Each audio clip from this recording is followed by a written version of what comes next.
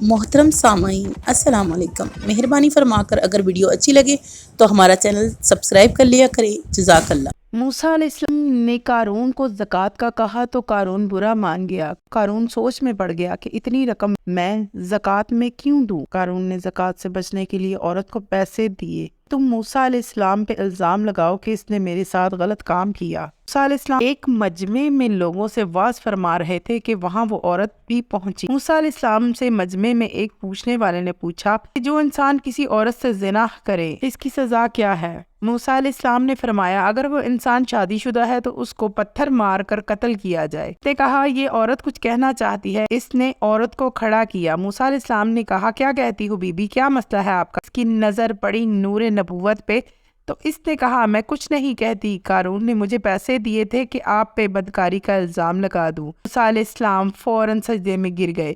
اللہ نے فرمایا موسیٰ آج تو زمین کو جو حکم دے گا وہ اس کی تکمیل کرے گی۔ موسیٰ علیہ السلام جلال میں کھڑے ہوئے اور زمین کو کہا پکڑو اسے۔ جب زمین نے ایک دم قارون کو کھینچا اور پیروں تک زمین میں چلا گیا تو قارون نے کہا اے موسیٰ مجھے معاف کرو۔ موسیٰ علیہ السلام نے کہا اس کو اور پکڑو، کہ زمین نے اس کو مزید کھینچا اور پیٹ تک چلا گیا۔